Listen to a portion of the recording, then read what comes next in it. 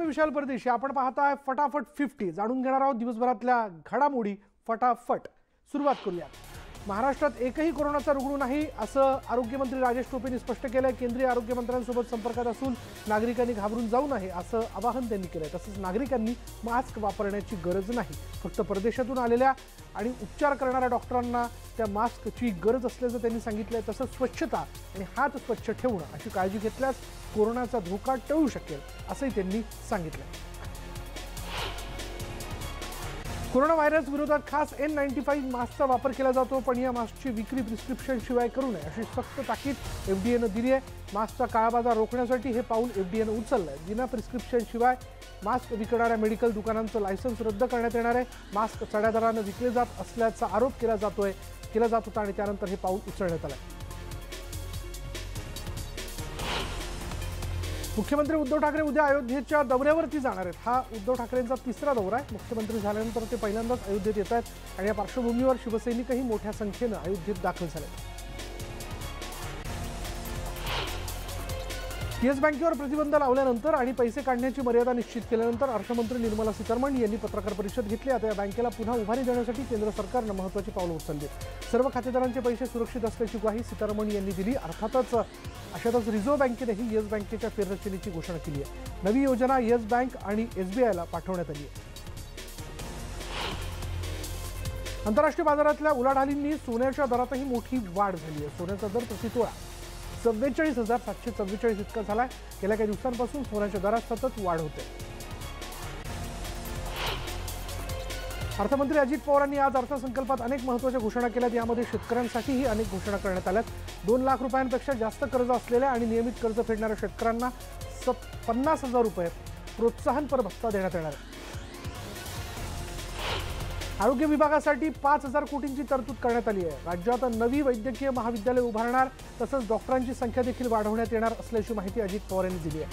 नव्या रुग्णवाहिकांसाठी 25 कोटी रुपयांची तरतूद करण्यात आली आहे. तर 20 नवी डायलिसिस सेंटर सुरू करणार असल्याचं त्यांनी म्हटलंय. तसंच 996 प्रकारचे उपचार मोफत देणार असल्याचं देखील त्यांनी सांगितलं. क्रीडा संकुलासाठी भरीव तरतूद करण्यात आली. राज्यातील प्रत्येक जिल्हा क्रीडा संकुलासाठी रुपये 25 कोटी इतका निधी देण्यात येणार आहे. हा निधी यापूर्वी केवळ 8 कोटींचा होता, त्यात वाढ करण्यात आली आहे. पेट्रोल डिझेल विक्रीवरील मूल्यवर्धित करात वाढ करण्यात येणार आहे. सध्या अस्तित्वात असलेल्या कराव्यतिरिक्त अतिरिक्त ₹1 प्रति लिटर मूल्यवर्धित कर आकारण्याचा प्रस्ताव आहे आणि त्यामुळे शासनाला सुमारे 1800 कोटी रुपये इतका महसूल मिळणं अपेक्षित आहे. पुण्यात मागासवर्गीय महिलांसाठी वसतिगृह उभारण्यात येणार आहे. नोकरदार मागासवर्गीय महिलांसाठी वसतिगृह उभारण्यात येईल. या व्यतिरिक्त तृतीयपंथीयांसाठी मंडळ स्थापन करण्यात येणार आहे आणि त्यासाठी 5 कोटी रुपयांची तरतूद देण्यात येते. तसंच सामाजिक न्याय विभागासाठी 9,668 कोटी रुपयांची तरतूद करण्यात येणार असल्याचं अर्थमंत्र्यांनी सांगितलं. नाट्य संमेलनाच्या निधीत वाढ करण्याचा निर्णय घेण्यात आलेला आहे. आता त्यासाठी 10 कोटी रुपयांचं अनुदान देण्यात येत आहे असं अर्थमंत्र्यांनी सांगितलं. तसंच पुणे जागतिक महोत्सवासाठी 4 कोटी रुपयांचा निधी देण्यात येणार आहे. आमदारांच्या विकास कामांच्या निधीत वाढ करण्यात येणार असल्याचं अर्थमंत्र्यांनी स्पष्ट केलं. यापूर्वी आमदारांना 2 कोटी रुपयांचा निधी देण्यात येत होता, तो वाढवून 3 कोटी इतका करण्यात आल्याचंही त्यांनी सांगितलं.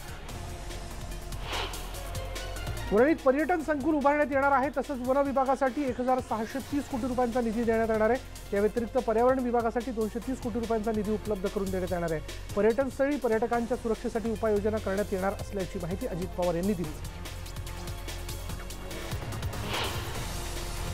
मराठी भाषेच्या प्रसारासाठी मुंबईत मराठी भवन बांधणार, तसंच वडाळ्यात मुंबईत वस्तू आणि सेवा कर केंद्र उभारणार असल्याची माहिती अजित पवार यांनी दिली. यासाठी 148 कोटी रुपयांची तरतूद करण्यात आली असल्याचं त्यांनी स्पष्ट केलं. रोज 1 लाख शिवभोजन थाळी देण्याचा सरकारचा मानस आहे. शिवभोजन थाळी केंद्रावर 500 थाळी देणार. शिवभोजन थाळीसाठी 150 कोटींच्या निधीची तरतूद करण्यात येणार असल्याचं त्यांनी सांगितलं. महिला सुरक्षेसाठी सरकार कटिबद्ध असल्याची माहिती अजित पवार यांनी दिली. महिला सुरक्षा हे सरकारचं प्राधान्य आहे. प्रत्येक जिल्ह्यात महिला पोलीस स्थानक उभारणार, तसंच प्रत्येक जिल्ह्यात महिला आयोगाचं कार्यालय स्थापणार असल्याचं त्यांनी सांगितलं. उच्च तंत्र शिक्षणासाठी 1300 कोटी रुपयांचा निधी देण्यात येणार आहे. बेरोजगारांना रोजगारक्षम बनवणार असल्याची माहिती अजित पवार यांनी दिली.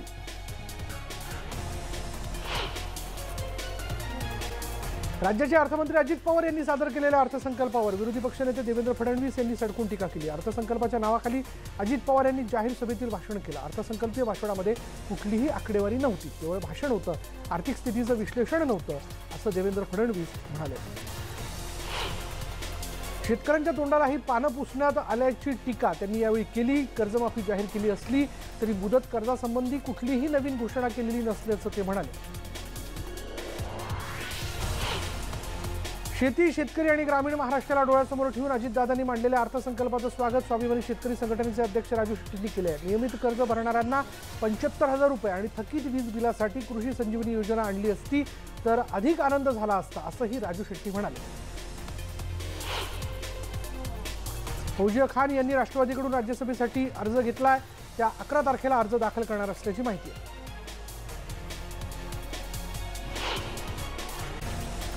डोंबिवलीत एका शाळेतील विद्यार्थ्याकडून साफसफाई करून घेतली जात असल्याचा व्हिडिओ समोर आलाय। टीडीएमसी उपायुक्तांनी सदर घटना निंदनीय असल्याचं सांगत चौकशी सुरू केली आहे। शाळेत जाऊन या प्रकरणी विचारपूस करण्यात आली तेव्हा शाळा व्यवस्थापनाने कॅमेऱ्यासमोर बोलण्यास नकार दिला। मुंबई पुणे मार्गावर धावणारी डेक्कन एक्सप्रेस आता नव्या रूपात धावणार आहे। गाडीला गुलाबी रंगाचे डबे जोडण्यात आले। त्यानिमित्ताने गुरुवारी गाडीचं सारथ्य महिलांकडे देण्यात आलं।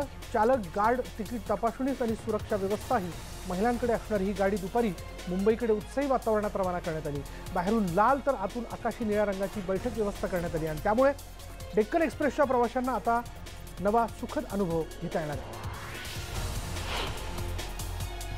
कल्याणमधील आंबिवलीत एका कंपनीत कचऱ्याला मोठी आग लागली होती। आगीवर नियंत्रण मिळवण्यासाठी अग्निशमन दलाकडून शर्थीचे प्रयत्न सुरू आहेत। गेल्या 3 दिवसात मुंबईतील कोरोनाच्या संशयितांची संख्या 10 वर गेली असून परवा कस्तुरबा रुग्णालयात दाखल करण्यात आलेल्या 3 रुग्णांचा रिपोर्ट नकारात्मक आला। नकारात्मक हा रिपोर्ट आल्याने समाधान व्यक्त केलं जाते। उर्वरित जे रुग्ण त्या रुग्णांचे नमुने तपासणीसाठी पाठवण्यात आले। उद्यापर्यंत या संशयितांच्या नमुन्याचा निकाल अपेक्षित आहे। मुंबई पुणे एक्सप्रेसवेवर अपघात झालेला आहे। मुंबईहून पुण्याकडे दुधाचे कॅन घेऊन जाणाऱ्या बोलेरो टेम्पोची धावत्या कंटेनरला मागून जोरदार धडक बसली। 79 उजरडे गावाजवळ पहाटे 6 वाजता अपघात झाला। यामध्ये 2 जण जखमी झालेत। यातल्या एकाची प्रकृती गंभीर आहे। महामार्ग पोलिसांनी अपघातग्रस्त वाहन महामार्गावरून हटवल्याने वाहतूक कोंडी आता नाहीये। ब्रेक फेल झाल्यानं शाळेची संरक्षक भिंत तोडून कंटेनर आत घुसल्याची घटना उल्हासनगर जवळील म्हारळ गावात घडली। सुदैवाने यात कोणत्याही विद्यार्थ्याला दुखापत झाली नाही। या शाळेसमोर मोठा उतरणीचा रस्ता असल्याने या ठिकाणावरून मोठ्या प्रमाणात मालवाहू ट्रक ये जा करत असतात। शिवाय रस्ता अरुंद असताना देखील अवजड वाहनांना या ठिकाणी प्रवेश दिला गेला असल्याने गावकऱ्यांमध्ये संताप व्यक्त केला जातो। भिवंडीत पाईपलाईन रोडवर टेम्पो पलटी झाल्याने अपघात झालाय। मुंबईला पाणी पुरवठा करणाऱ्या ताडिळी ते टेमघर रोडवर दुचाकी स्वाराने कट मारल्याने टेम्पो पलटी झाला। यात 2 जण जखमी झाले। येस बँकेवर निर्बंध लादत महिनाभरात फक्त 50,000 रुपये काढण्याची मुभा खातेदारांना देण्यात आली। यानंतर भिवंडी शहरातील धामणकर नाका इथल्या बँकेच्या शाखेबाहेर खातेदारांनी पैसे काढण्यासाठी एकच गर्दी केली होती। भिवंडी शहरातील यंत्रमाग धारकांचे चालू खाते जे ते अधिक असल्यानं त्यांच्या व्यवसायावर याचा मोठा परिणाम होणार आहे।